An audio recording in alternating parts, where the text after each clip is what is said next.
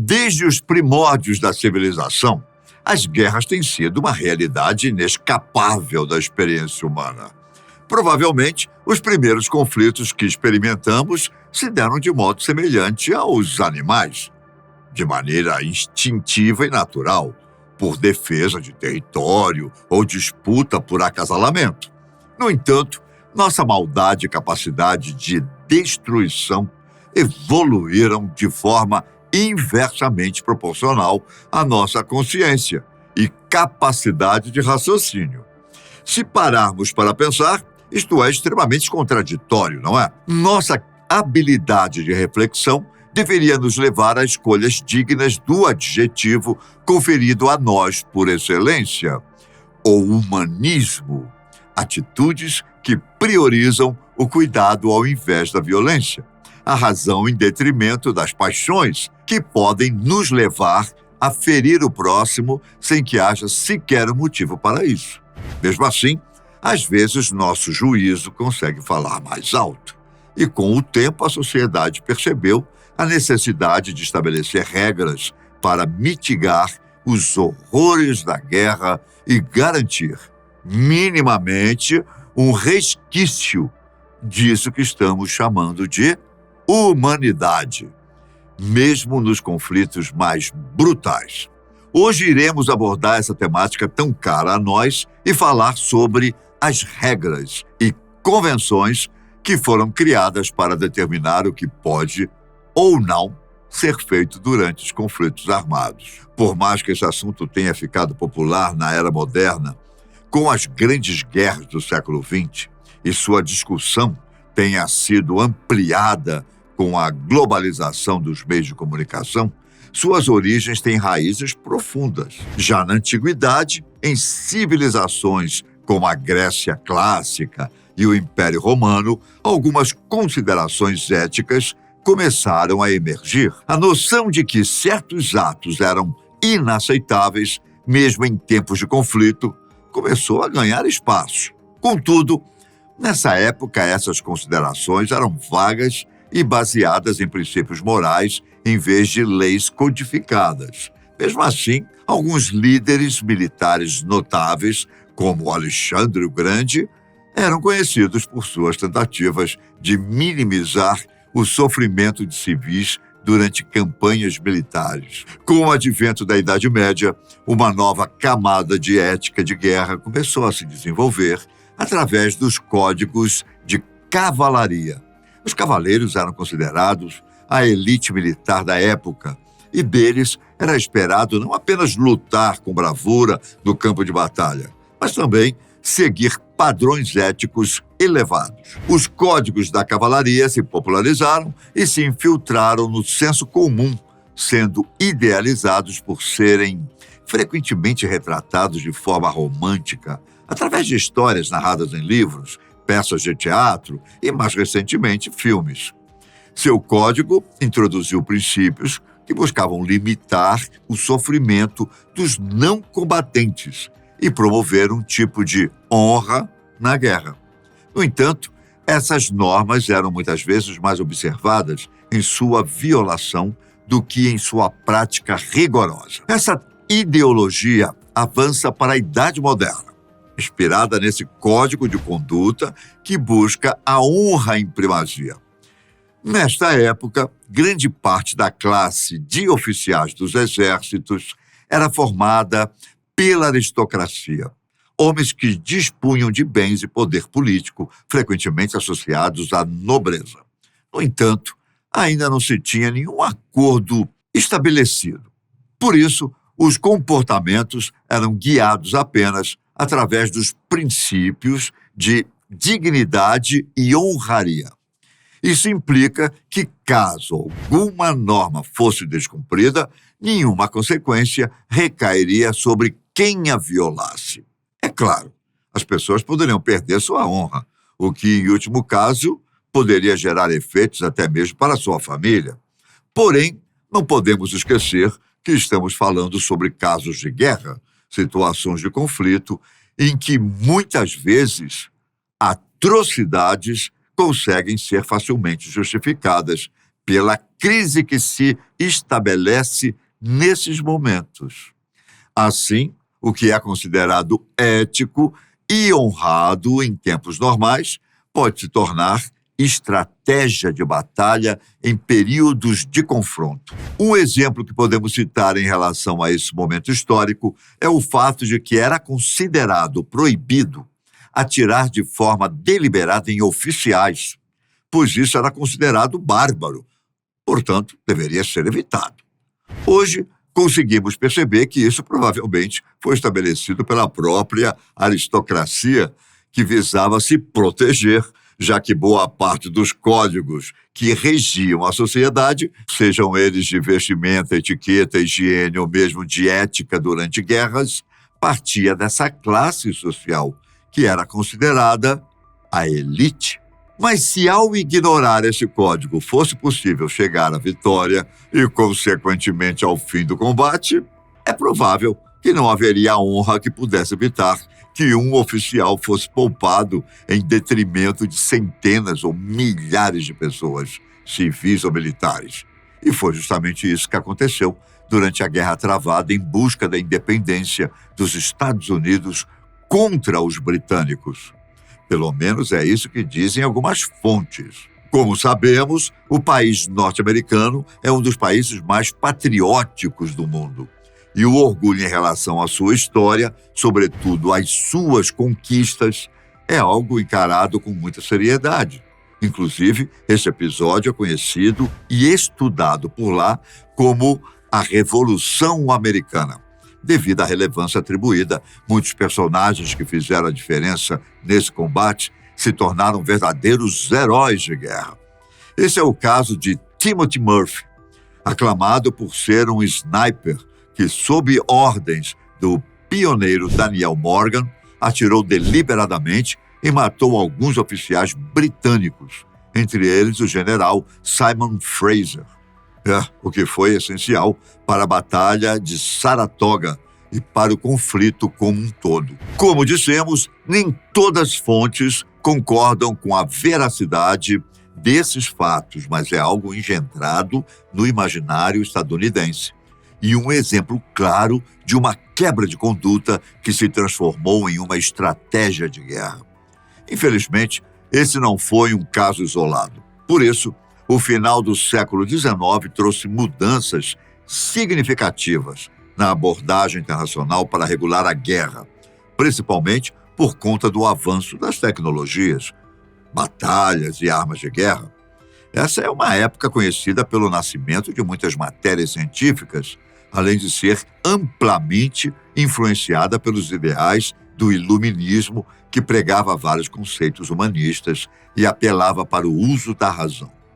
Então, estava na hora de firmar algum contrato de forma oficial, algo que não fosse pautado somente pela honra que supostamente estaria imbricada nas relações, como os acordos firmados pelo fio do bigode, como diz o ditado.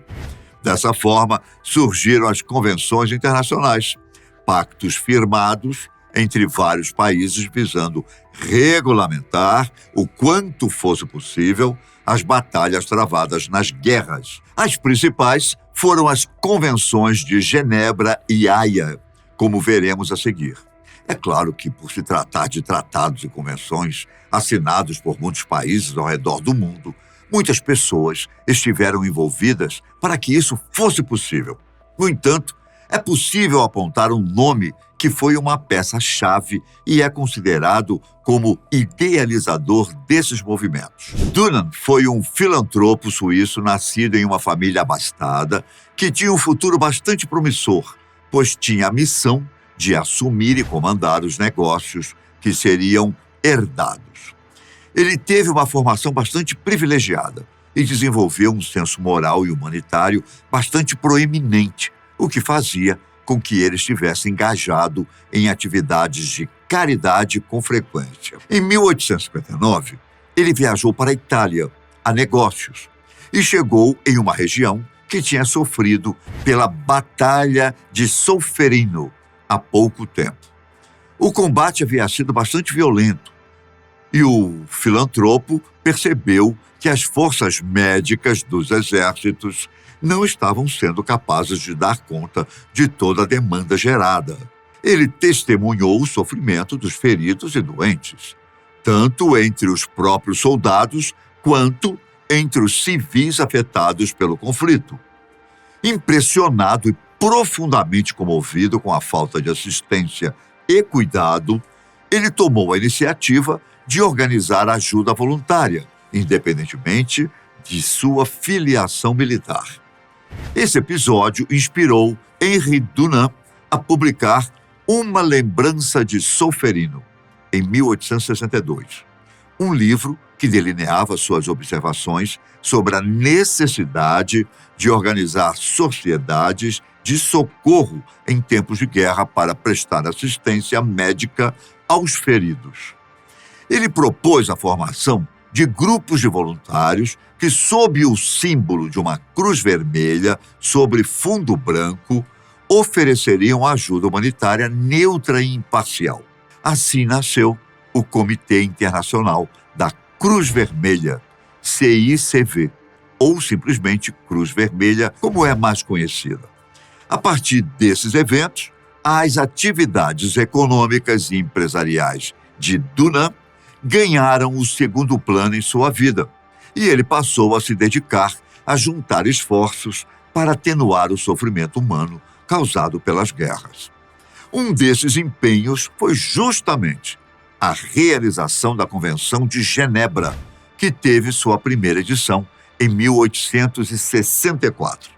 Essa primeira reunião foi extremamente importante, pois foi através dela que se estabeleceram normas para o tratamento de feridos e doentes em campo de batalha, introduzindo a proteção dos socorristas e a neutralidade do pessoal médico, ou seja, a partir daqui seria proibido ferir de forma deliberada qualquer pessoa ou estrutura envolvida na equipe médica em campo de batalha. Além disso, foi decidido que os feridos e socorristas seriam identificados pelo emblema da Cruz Vermelha, símbolo que se tornou universalmente reconhecido.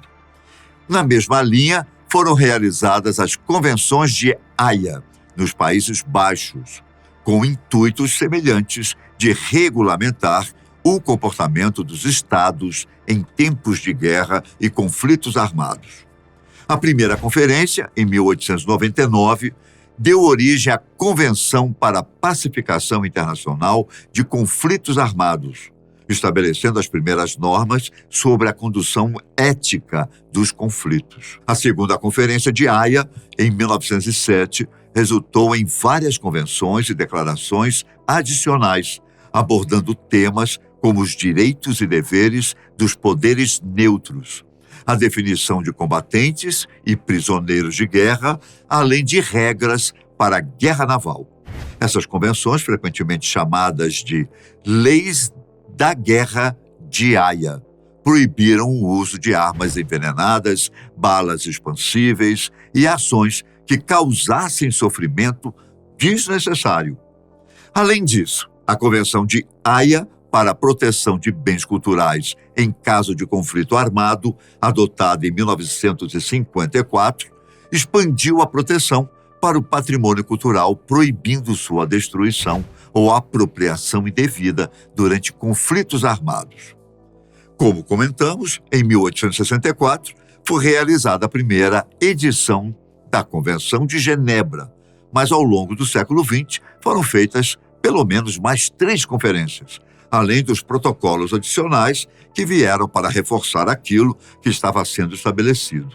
A segunda edição, por exemplo, foi realizada em 1906 e expandiu as proteções para abranger também os navios e o pessoal médico marítimo, reconhecendo a necessidade de adaptar as normas à evolução das táticas e tecnologias militares. Em 1929, foi realizada a terceira conferência que estendeu as proteções aos prisioneiros de guerra, estabelecendo normas para tratamento humano, alimentação adequada e respeito à dignidade. Ela refletiu principalmente a crescente preocupação internacional com o tratamento ético dos prisioneiros.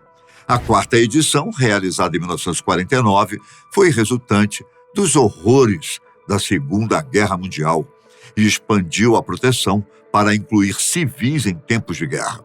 Ela estabeleceu regras claras para a ocupação militar, protegendo a população civil contra maus tratos e discriminação.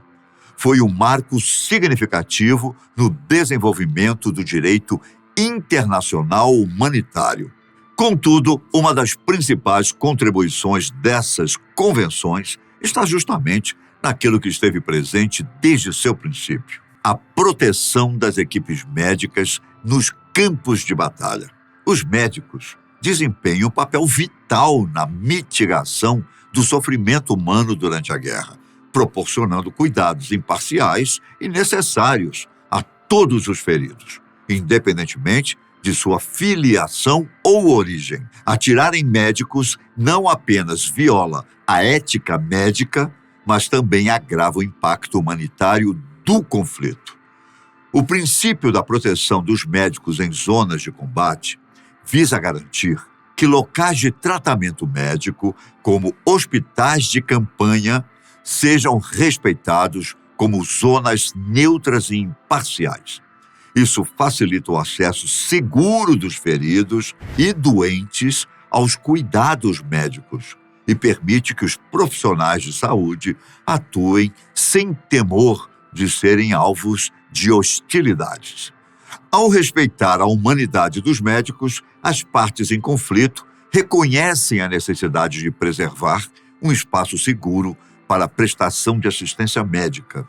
Isso não apenas protege os profissionais de saúde, mas também contribui para a preservação da dignidade humana em meio ao caos da guerra, já que, independentemente em que lado esteja, todos podem precisar de atendimento.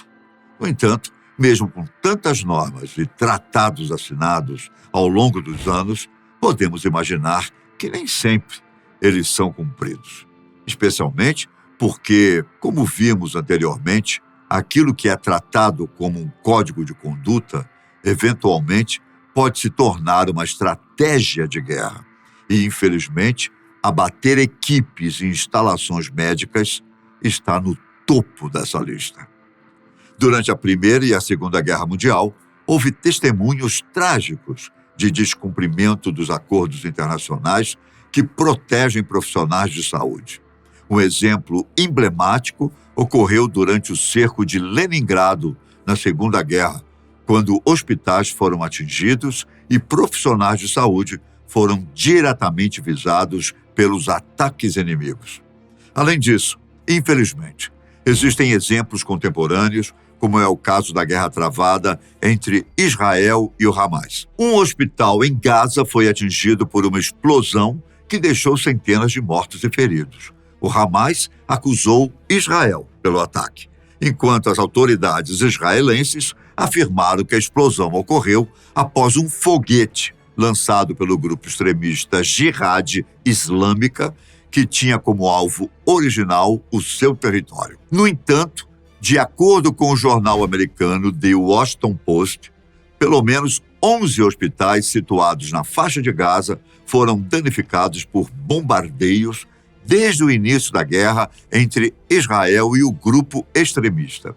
Em uma tentativa de coibir esses atos, um dos produtos dessas convenções que comentamos foi a criação da Corte Internacional de Justiça, o principal órgão judicial das Nações Unidas, ONU, que tem o propósito de resolver disputas legais entre estados, além de julgar crimes de guerra, atos que infringem as normas que foram estabelecidas nesses tratados. Apesar dos avanços significativos nas convenções de guerra e o direito humanitário, o cumprimento dessas normas ainda permanece um desafio.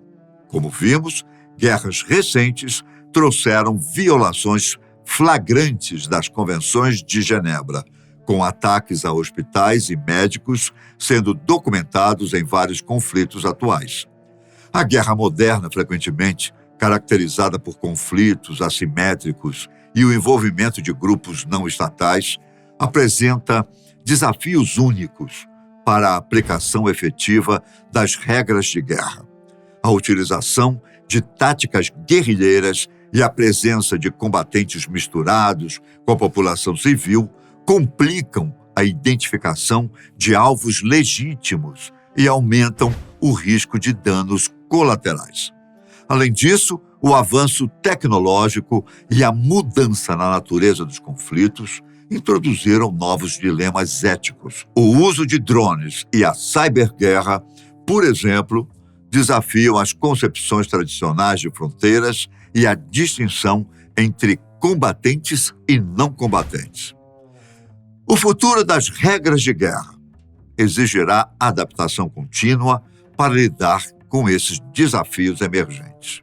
É fundamental que a comunidade internacional continue a desenvolver e fortalecer as normas existentes, bem como aprimorar mecanismos de responsabilização para aqueles que violarem essas regras. É isso. Eu fico por aqui. Até a próxima.